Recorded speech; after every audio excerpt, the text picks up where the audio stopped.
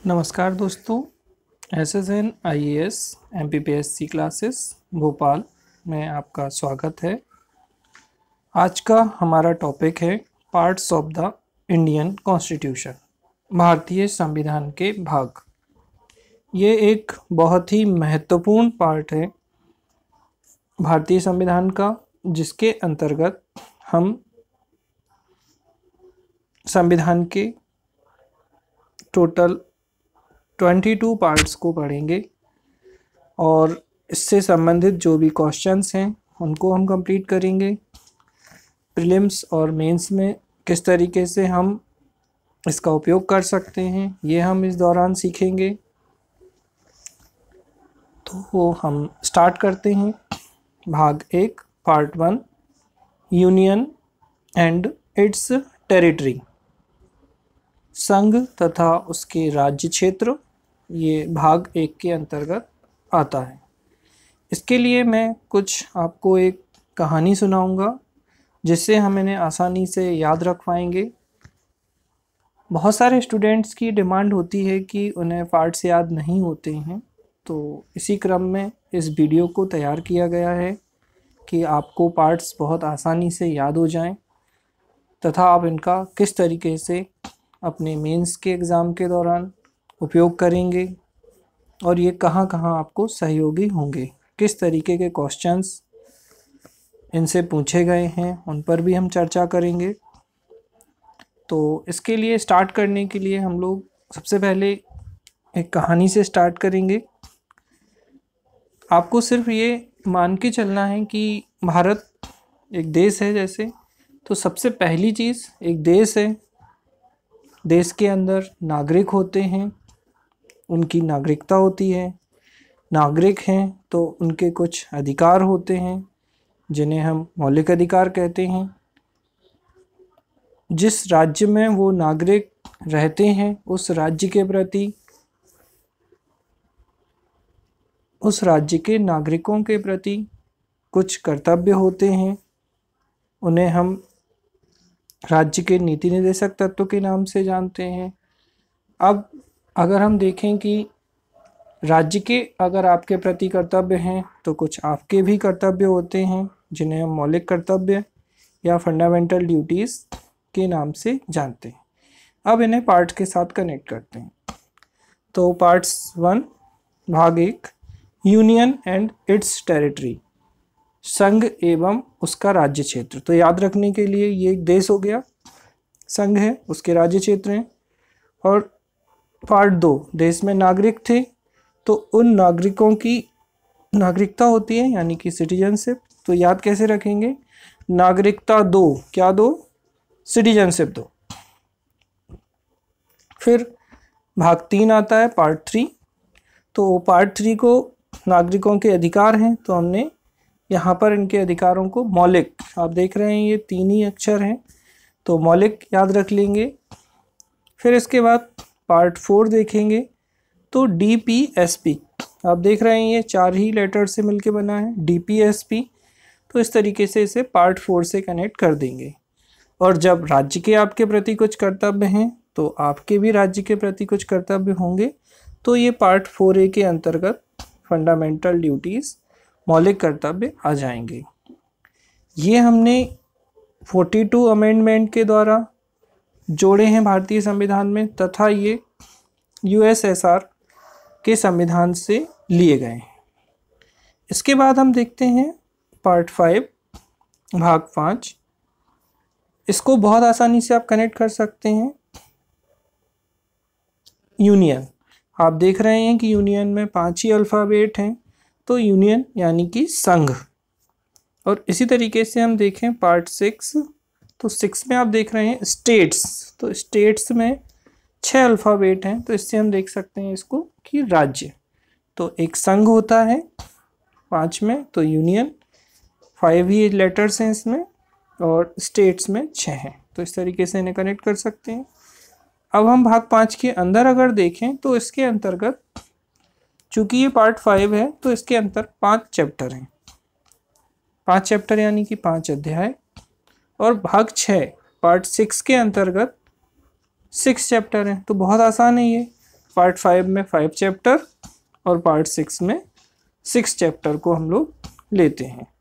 और इसमें भी महत्वपूर्ण हो जाता है आपका पार्लियामेंट। तो पार्लियामेंट को हम लोग आर्टिकल 79 के अंतर्गत रखते हैं। इसी तरीके से legislative power of the president, राष्ट्रपति की विधायी शक्ति, इसी पावर को हम कहते हैं राष्ट्रपति की अध्यादेश जारी करने की शक्ति, यानी कि ऑर्डिनेंस ऑफ द प्रेसिडेंट। तो राष्ट्रपति का ऑर्डिनेंस आर्टिकल 1, 2, 3 के अंतर्गत आता है। इसको थोड़ा सा हम कनेक्ट करते हैं। इसी को हम अगर राज्य में देखें तो legislative power of the governor, उसी तरीके से राज्यपाल की भी विधायी शक्ति होती है और इसे राज्यपाल की अध्यादेश जारी करने की शक्ति भी कहा जाता है। तो हम इसको कनेक्ट करेंगे 213। आप देखेंगे कि आर्टिकल 213 लास्ट ईयर आपके एमपीपीएससी के क्वेश्चन में पूछा गया है। कनेक्ट कैसे किया? 1 को 2 से और 2 को 1 से इंटरचेंज करना है।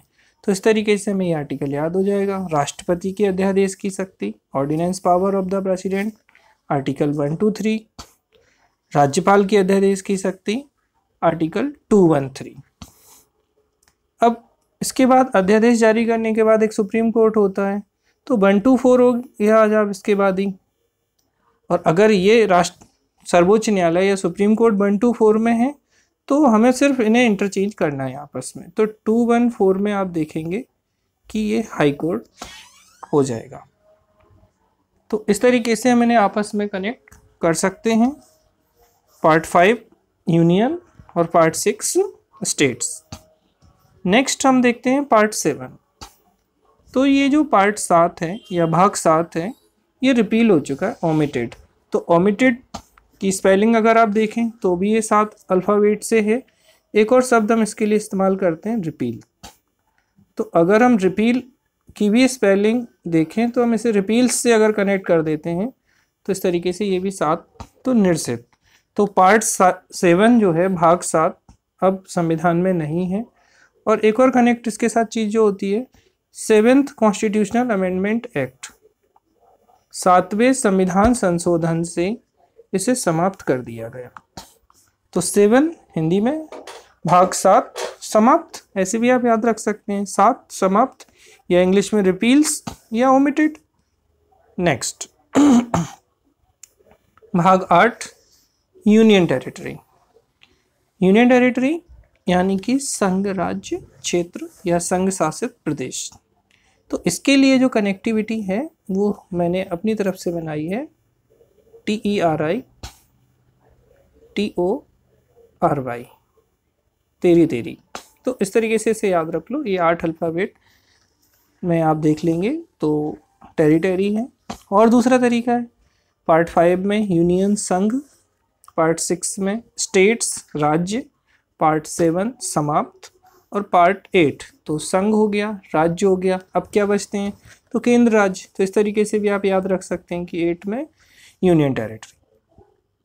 9 बहुत ही आसान है, 9 में पंचायत। और आप पंचायत में देख रहे हैं कि ये 9 ही अल्फ़ाबेट हैं। तो पार्ट 9 को हम कैसे कनेक्ट करेंगे? 9 पंचायत। अब पंचायत आ गई हैं तो स्वाभाविक है नगर पालिकाएँ भी होंगी। तो 9A में नगर पालिकाएँ हैं और 9B में कोऑपरेटिव सोसाइटीज़, यानी कि सहकारी समितियों के बारे में बताया गया है। नेक्स्ट पार्ट 10 को कनेक्ट करने के लिए देखें हम तो इसके अंतर्गत the schedule and tribal area, schedule and tribal area, अनुसूचित और जनजाति क्षेत्र आते हैं। इसको कनेक्ट करते हैं तो इसको हम लोग कनेक्ट करेंगे ट्राइबल एरिया। तो 6 और 4 अल्फ़ाबेट एस हटा देंगे हम एरिया से, तो ट्राइबल एरिया। तो इस तरीके से हमें ये 10वीं जो भाग है संविधान का वो कनेक्ट हो जाएगा ट्राइबल एरिया से। इसके बाद नेक्स्ट पार्ट देखते हैं, पार्ट 11। तो पार्ट 11 के अंतर्गत relations between the union and the states, संघ तथा राज्यों के बीच संबंध। तो संघ और राज्यों के बीच संबंध में हम देखेंगे तो किस तरीके से, तो यूनियन 5 और स्टेट 6, तो 5 और 6 को अगर हम कनेक्ट करें तो 5 और 6 मिला के 11 होता है। तो इस तरीके से यूनियन स्टेट रिलेशन। इसमें हम लेजिस्लेटिव संबंध यानी कि विधायी संबंध देखेंगे चैप्टर 1 में, और इसके चैप्टर 2 में एडमिनिस्ट्रेटिव या प्रशासनिक संबंध हम इसमें देखते हैं। आर्टिकल्स हम अपने नेक्स्ट पार्ट में इसके लिए बताएंगे कि किस तरीके से आप आर्टिकल्स याद कर सकते हैं बहुत ही आसानी से। नेक्स्ट पार्ट आता है पार्ट 12। तो अब आप देखिए कि जो यूनियन स्टेट रिलेशन है, संघ राज्य संबंध है, काफ़ी विवादों में रहते हैं। ये संबंध अच्छे होने के लिए सबसे ज़रूरी है फाइनेंस यानी कि वित्त। तो नेक्स्ट पार्ट को हम कनेक्ट करेंगे संबंध के बाद पैसा। तो पैसे से संबंध जो हैं वो बड़े अच्छे बने रहते हैं। Next part 13। अब पार्ट 13 में हम देखेंगे भाग 13। तो इसके अंतर्गत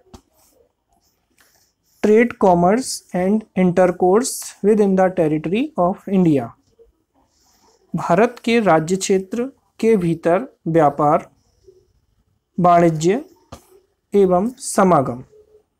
तो अगर किसी के पास पैसा होगा तो डेफिनेटली वो बिजनेस करेगा। तो इसको कनेक्ट करने के लिए क्या करेंगे, ट्रेड और कॉमर्स। जब हम ट्रेड और कॉमर्स के अल्फ़ाबेट को काउंट करेंगे तो ये 13 हो जाएंगे। तो इस तरीके से हमें पार्ट 13 कनेक्ट हो जाएगा, ट्रेड, कॉमर्स। इसके बाद पार्ट 14 आता है। अगर आपके पास पैसा है तो आप बिजनेस करते हैं और बिजनेस करेंगे तो आप देखेंगे 14 में उस बिजनेस के अंतर्गत आप सर्विसेज देते हैं। तो इस पार्ट में services under the union and the states, Bharat के राज्य क्षेत्र के भीतर या संघ एवं राज्य में सेवाएं, तो इनके अंतर्गत हम सर्विसेज को देख लेंगे 14 में। नेक्स्ट आता है 14A। जब हम सेवा देते हैं तो कुछ विवाद होते हैं, तो उन विवादों के समाधान के लिए हम लोग ट्रिब्यूनल बना लेते हैं। जब किसी समस्या का कोई सॉल्यूशन हमें नहीं मिलता है तो हम नॉर्मल वे में बोलते हैं कि भाई चलिए इलेक्शन करा लेते हैं, निर्वाचन कर लीजिए। तो पार्ट 15 या भाग 15 है इलेक्शन यानी कि निर्वाचन। तो इसके बाद नेक्स्ट हम देखते हैं पार्ट 16। जब इलेक्शन होता है तो बेटा एक चीज़ समझिए कि कुछ लोगों के, कुछ विशेष वर्गों के लिए हम कुछ विशेष प्रोविज़न करते हैं। तो पार्ट 16 हमारा बताता है special provisions relating to certain classes. ठीक है, कुछ विशेष वर्गों के लिए विशेष उपबंध। तो इसके स्पेशल और प्रोविज़न के अगर हम अल्फ़ाबेट को कनेक्ट करें तो ये टोटल 16 होते हैं।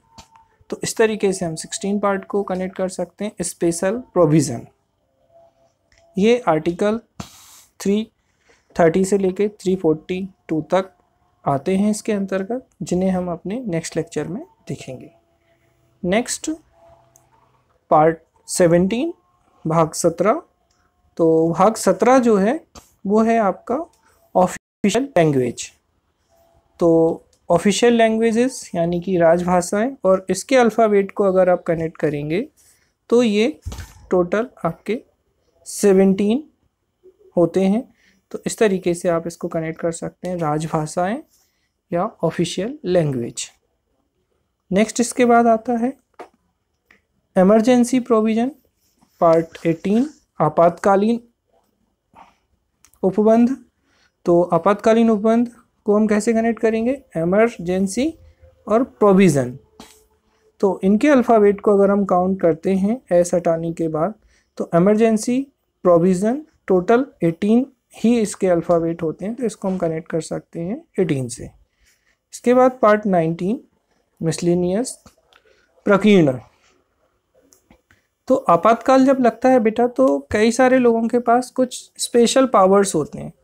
तो इस प्रकीर्ण या मिसलेनियस में राष्ट्रपति, राज्यपाल, इनके पास कुछ विशेष पावर हैं। तो आपातकाल के बाद हम इसे कैसे कनेक्ट करेंगे, विशेष पावर्स, मतलब कुछ स्पेशल पावर्स हैं, वो 19 जो है मिसलेनियस है। फिर 20, तो ये जब कोई बात नहीं बनती है विशेष पावर्स से तो बोलते हैं चलिए ठीक है, हम लोग अमेंडमेंट ऑफ द कॉन्स्टिट्यूशन कर लेते हैं, संविधान में अब तो संशोधन करा लो, अब कुछ भी इस तरीके से चलने वाला नहीं है।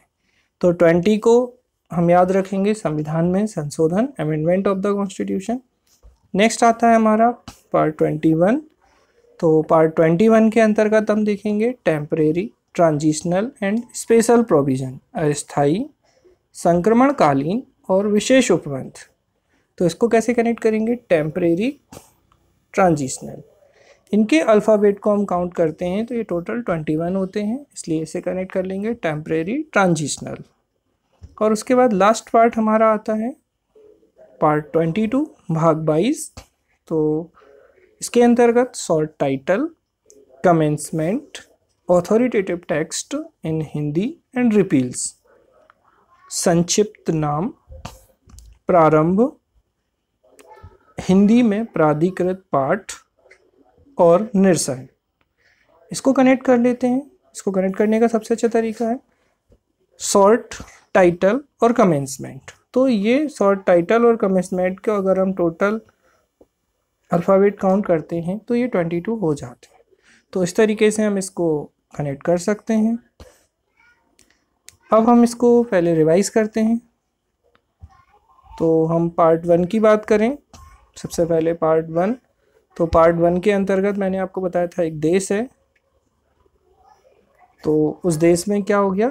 Union and it's territory. तो एक देश है, तो part 1 union and it's territory, देश में लोग रहते हैं यानी सिटीजनशिप। फिर इसके बाद उनके अधिकार यानी कि मौलिक अधिकार।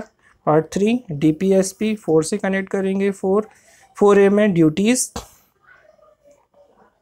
5 यूनियन, 6 स्टेट्स, 7 समाप्त या रिपील्स, 8 territory, TERITORY, 9 panchayat, 9A municipalities, 10 cooperative society सहकारी समितियाँ, 10 ट्राइबल एरिया, 11 यूनियन स्टेट, संबंधों की बात की थी हमने, 12 संबंध अच्छे फाइनेंस वित्त, 13 trade commerce, 14 services, 14A tribunals विवादों के लिए। फिर इसके बाद 15 में इलेक्शन कमीशन इसी के अंतर्गत आएगा। Then 16 special provision, 17 official language, 18 emergency provision, 19 प्रकीर्ण, और 20 में फिर हम संशोधन कर लेंगे अमेंडमेंट ऑफ द कॉन्स्टिट्यूशन।